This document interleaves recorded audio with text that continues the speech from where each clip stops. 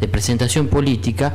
Nosotros nos acordemos que las grandes imágenes que nosotros teníamos en los años 83 hasta el 85, 87 y ya hasta el 89, era de un candidato hablando con un micrófono, varios micrófonos, y al frente de él una multitud, ¿no? Esta imagen... La de Perón, digamos. La de Perón. Por así decirlo. Exactamente, emulando el balcón, creo que es eso. Sí, muchas fotos he visto de candidatos, incluso no peronistas y todo lo demás, siempre, incluso hasta la posesión de las manos, ¿no? Hay una cosa muy estudiada. Pero bueno, en su momento, y algo de eso hablamos en el curso de capacitación, eso tenía que ver con una imagen que los norteamericanos querían desterrar, porque era la imagen de los regímenes autoritarios, ¿no? del fascismo, del estalinismo y del nazismo, cosas que para ellos son cosas totalmente distintas. Y otra cosa más que se puede agregar, creo que es que ¿por qué estas fotos siempre buscan o aparecen en tinte de blanco y negro? Porque al menos he visto fotos, digamos, nuevas donde los dejan en escala de grises y todo. ¿Tiene algo que ver el tema de los colores? Yo creo que hay toda imagen hoy por hoy que se dispone mediáticamente, tiene mucho que ver con un estudio previo, ¿sí?, de la imagen. Es decir, hay permanentemente grupos de personas, es decir, uno supone un target, un objetivo, ¿sí? Esta campaña estamos el voto de el grupo que va a votar recién a los 16 años. Estamos ese segmento. Entonces vamos a tomar un grupo de control, ¿sí?, y un grupo son dos grupos, es como un diseño experimental, generalmente se hace. Yo pongo 10 adolescentes de 16 años, sí, y otros 10 adolescentes de 16 años en dos grupos distintos, uno con determinadas características y otro con características aleatorias, ¿no?, o con alguna otra característica diferente, y le muestro el mismo estímulo, ¿sí? Entonces yo voy como estableciendo un tipo de gustos, porque muchas veces la gente cree que cuando yo voy a lanzar una campaña publicitaria me tienen que aturdir en mi teléfono diciendo, che, ¿te gustó? ¿Cuántos años tenés? ¿A quién votaste? ¿Qué sexo tenés? ¿De qué hincha de dónde sos? ¿En qué barrio vivís? No, se toman pequeñas muestras, pero todo lo que aparece en una campaña está sumamente estudiado y sumamente testeado de ese lugar, ¿sí?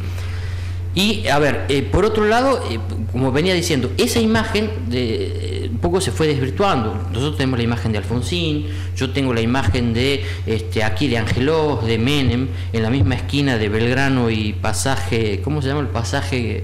En la esquina donde está el famoso parripollo de toda la vida. Sí, donde se abre el pasaje Zorrilla. Belgrano y pasaje Zorrilla, yo tenía 13 años en ese momento, y ya fue como la última vez que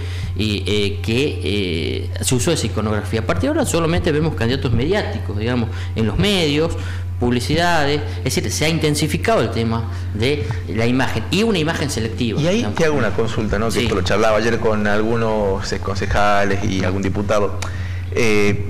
Vos tenés parte de una columna dentro de lo que es, creo, el programa de Jorge Villazón, y hablan mucho de política y de actualidad. Sí, sí.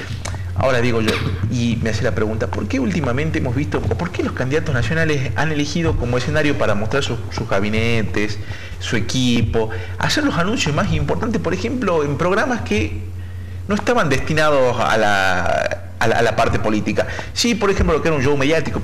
Recuerdo, por tirar algo que todo el mundo lo debe haber visto, la presentación de los candidatos en el programa de Tinelli, en Animales Sueltos, que me decía, bueno, Fantino tiene una buena labor periodística, pero de igual manera era un programa que se dedicaba a Animales Sueltos a otra cosa. Hoy se ha convertido en el escenario de la presentación de los equipos y los distintos gabinetes, y digo, hemos dejado de lado por ahí aquella gente que viene trabajando o realmente conoce mucho del paño político. ¿Por qué entramos, digamos, buscamos programas que se dedicaban a otra cosa para hacer las presentaciones más importantes, ¿no? Y esto digo de los 3 puntos o de los 3 frentes que hoy tienen alguna posibilidad de ser electos presidente, ¿no?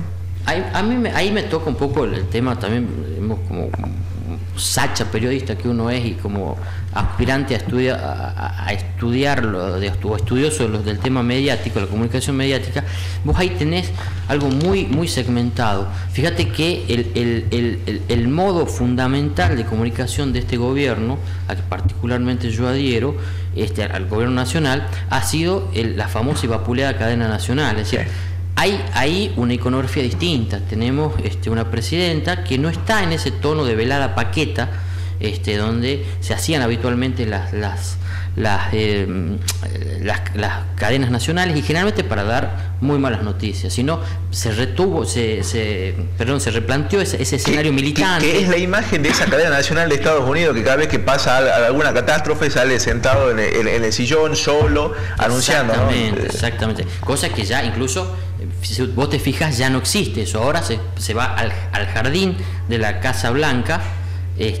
Hay un atril y hay gente atrás. ¿Por qué? Porque se ha marcado mucho ese estilo escenográfico con los anuncios catastróficos, los momentos de emergencia, de contingencia. Es decir, acá está el tema de la imagen fundamental. ¿Por qué? Porque la imagen llega mucho antes que el discurso. Es decir, nosotros somos mucho más visuales que auditivos, en el sentido de codificar un discurso. Nosotros, la información que está en la imagen es procesada mucho más rápido. Hay gente que dice 1000 veces más rápido, 100 veces más rápido, depende de qué teoría cognitiva manejen, pero hay mucha más información. O sea, vos lo ves a Obama sentado solo en el sillón, algo grosso ha pasado, digamos, es decir, algo trágico ha pasado, distinto a hacer un anuncio en lo que es el jardín. Y pensemos nosotros que si la presidenta se sentara en ese lugar que tenía ribetes bordeados de dorados, era el sillón de Rivadavia, y a qué nos vamos a remitir inmediatamente. ¿Cuál fue el último uso que se hizo?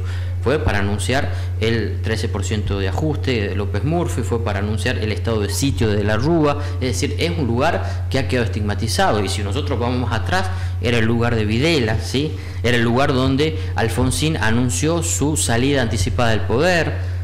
Es el lugar, ya Menem ya empezó a cambiar un poco la estética. Era el Salón Blanco, estaba en el medio, y los ministros al costado. Ahí tenemos otro, por lo menos son grandes mojones de momentos comunicacionales en el país, donde por ejemplo se anunciaron temas de las privatizaciones. ¿Se acuerdan el famoso lapsus de Dromi, que nos quedó a todos justamente refrescado? ¿Por qué? Porque hay una memoria mediática que es otro tema interesante. Antes, hoy todo lo que decimos en un medio, lo que digo acá, lo que dice cualquiera, queda para siempre en una memoria, en una nube. Si vos lo subiste a internet, quedó.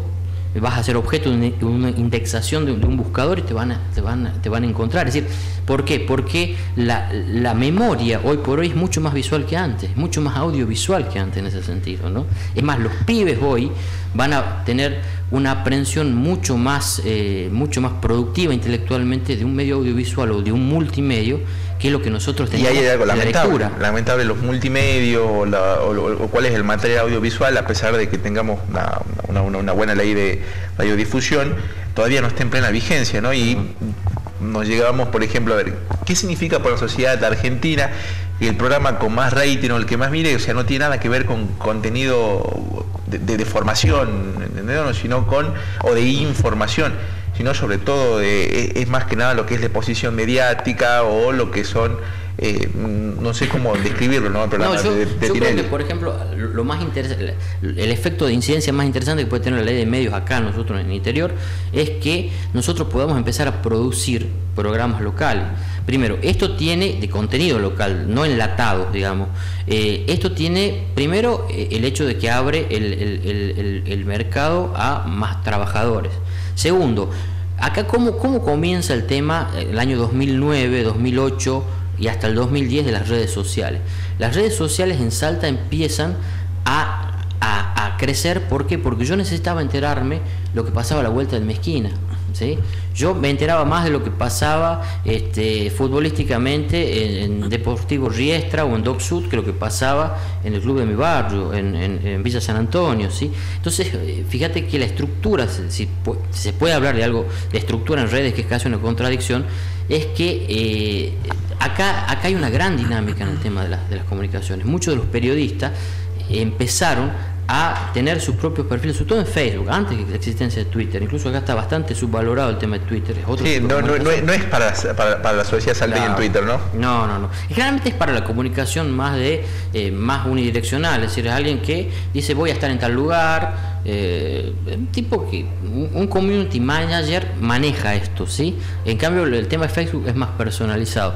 Y fíjate que las estructuras de las redes sociales fueron los que empezaron a llenar ese vacío que tiene que empezar a llenar la ley de medios, ¿sí? Donde tenemos que empezar a enterarnos más de lo que pasa en nuestro metro cuadrado, ¿sí? Y yo creo que en eso apuntó el vacío de las redes sociales, tal que no hay ningún tipo de programa de radio, por lo menos de los que uno pispea, no estoy hablando con rigor estadístico, que no tenga su acompañamiento en las redes sociales, que muchas veces, por ejemplo, a mí me pasa, yo hago una columna con Moisés Cos, ¿sí? Por ahí la columna que yo estoy haciendo, en ese momento en vivo entran 2 o 3 personas, ¿sí? Pero después se cuelga esto en YouTube y aparece mucha más gente, ¿sí?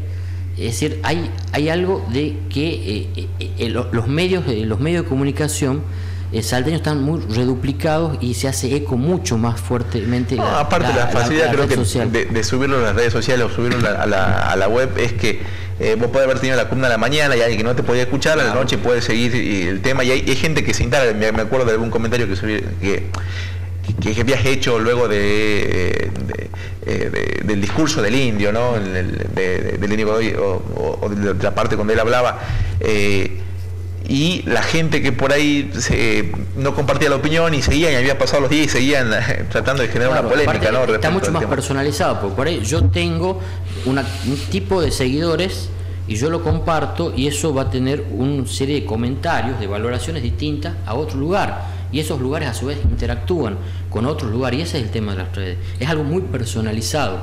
Oye, había una ficción anterior al tema de las redes sociales que era el famoso Juan de Barrio Norte que llamaba a la radio, Josefina de Lavalle, esta idea de un oyente que participaba o un televidente a través de un nombre y un barrio. Hoy no, hoy la posibilidad de la interacción a través de un perfil propio, de contenidos propios es diferente. Ya la unidireccionalidad del medio masivo, donde era un emisor para un montón de receptores, cambió radicalmente. Y más en Salta, donde, insisto, yo creo que las redes sociales se anticiparon a cubrir los espacios de lo que va a generar la ley de medios, lo que va generando la ley de medios, ¿no?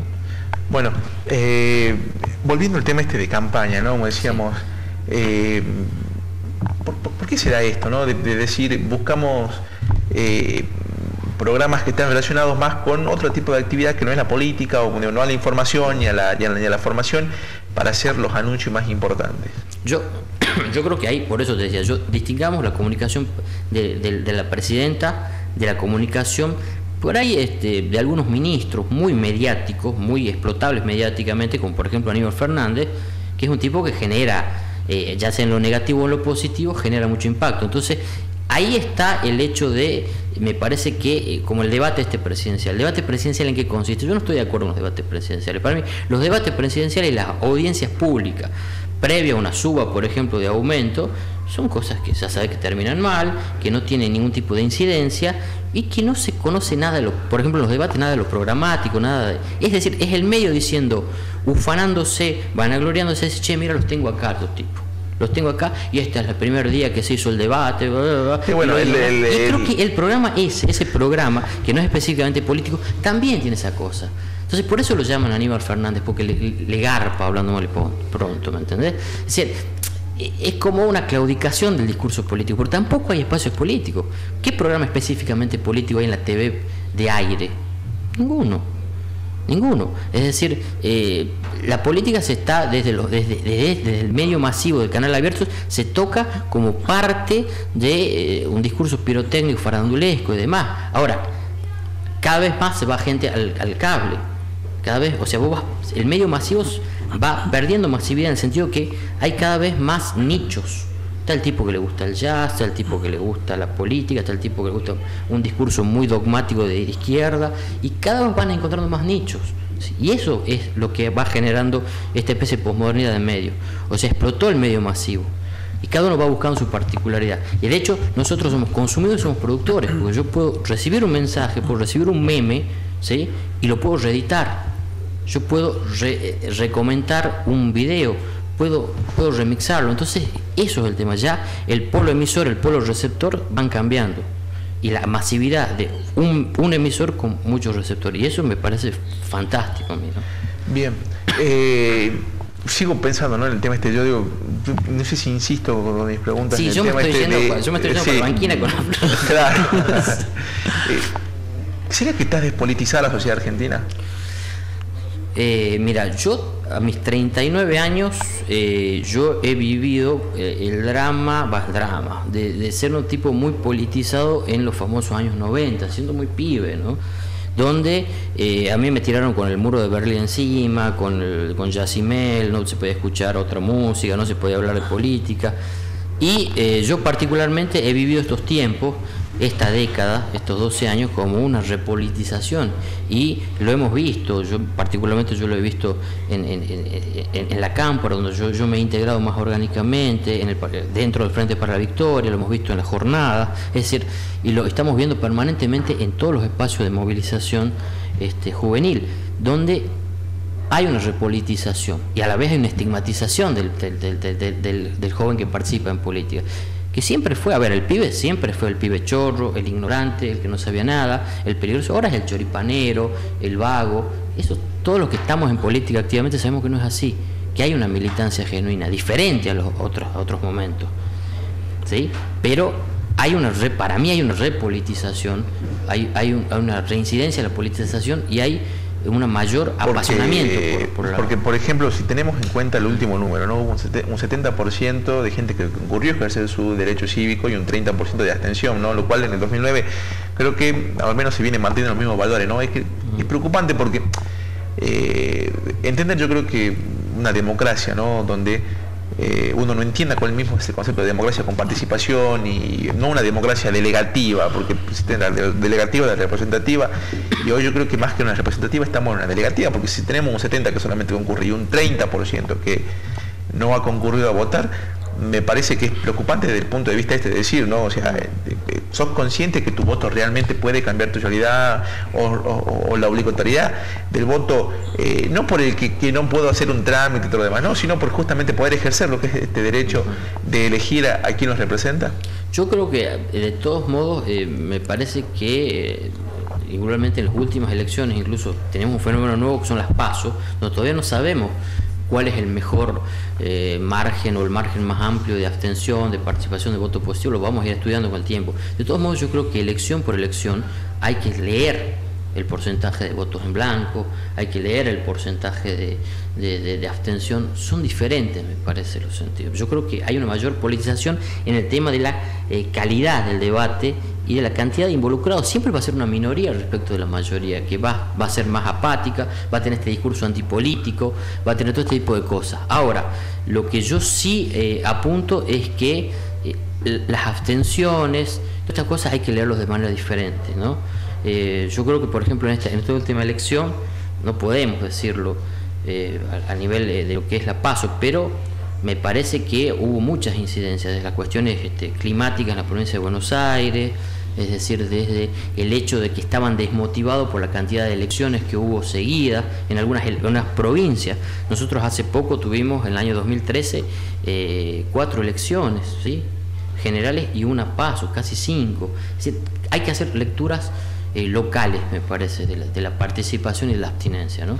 Bueno, para finalizar esto, entonces el tema de las encuestas, ¿no?, que yo diga que voy ganando o que puedo ganar, incide en la gente, como la gente vota al más ganador. Hay gente que quiera votar al más ganador o vota o hay un porcentaje que agarra y dice, no, yo voto esto porque me identifico con esto. O sea, a ver, digo, me imagino que debe haber de los dos. Pero ¿hay un porcentaje que vota al más ganador o al que cree que va a ganar? Hay un porcentaje que siempre, que se calcula entre un 2 a 3%, que en este caso es mucho, pues lo que decide una segunda vuelta o no, que hay un voto al ganador, hay un efecto voto al ganador. De todos modos, ¿por qué no podemos determinarlo precisamente? Pues nosotros, cuando hacemos un estudio científico, digamos, tenemos una variable dependiente y una variable independiente. La variable dependiente es la causa, la variable independiente es el efecto. Si nosotros vemos que la variable dependiente, hay que hacer la causa, digamos, no es muy seria, porque las encuestas no son muy serias, entonces no podemos tampoco establecer qué nivel de efecto generan, ¿sí? Porque si hubiese un margen es decir, por ejemplo, yo tengo un determinado encuestador que permanentemente le está pegando los números. Entonces sería un líder de opinión, ¿sí? Sería un referente. Ese tipo estaría ya pronosticando lo que estaría pasando y ya podría determinar un voto ganador y un voto perdedor. Pero no pasa eso. Es decir, la encuesta hoy por hoy, ¿qué es lo que vende un banco, por ejemplo? Confianza. ¿Qué es lo que tiene que vender un encuestador? Prestigio. Pero lo rifaron. ¿Por qué lo rifaron? Porque no hay una voluntad científica de generar, sino de generar un hecho cualitativo y estadístico, sino es parte de esta campaña, digamos, de la imagen, ¿no? Se trata de confundir, de aportar datos. Hoy por hoy el terreno electoral está muy claro. El debate entre Macri, Massa, quién es el voto útil, cuál no, beneficia a Scioli sea como sea, digamos. Y la pelea de la encuesta entonces es por ese 2 o 3%. Yo creo que el 2%, el único que tiene posibilidades de pelear ese 2 o 3% es Scioli. En esa línea está nuestro gobernador, digamos, en el sentido de que estratégicamente fue a Córdoba y le apuntaron un escenario y fue a buscar ahí ese voto peronista, no kirchnerista, que puede ser decisivo, ese voto cimarrón entre De la Sotra, por ahí entre Rodríguez Sá, y hay un voto Massa que puede ser un voto Scioli, ¿sí? En tanto Scioli no se ha identificado. De Narváez ayer se ha volcado, ¿no?, al sciolismo. Esto sí, también uno dice, de Narváez arrancó con Macri, luego fue con Massa, pero en definitiva se ha terminado será o no que tiene estructura, pero ha terminado sumando hoy para lo que es el sciolismo, ¿no? Claro, o sea, yo creo que en realidad la batalla por el segundo puesto a mí me llama la atención porque es algo que favorece netamente al candidato. Es decir, ¿por qué? Porque se están quitando votos entre ellos. Al quitarse voto entre ellos, yo creo que el segundo claramente es Macri, que lo demás es una operación, pero al pasarse votos de uno al otro, queda más firme el 10% que necesita Scioli y queda más relegado queda más firme el 40% y queda más acá el 10% que no necesitan los otros candidatos. Es decir, el escenario electoral, lo que están haciendo todos es beneficiarlo para mí, que va a ser el virtual presidente de la Argentina, ¿no? Pablo, muchísimas gracias. No, muchísimas gracias a ustedes. Gente, estamos por Canal 7 a través de la 100.1. Sí, pasó por nosotros, ¿no?, el licenciado en psicología Pablo Bañalas. Vamos a un breve corte comercial y ya nos acompaña Abel Moya, candidato al Frente por la Victoria. Cuando vuelvo, Mario, le damos, ¿no?, para que hable usted respecto a sus temas. Corte y ya volvemos.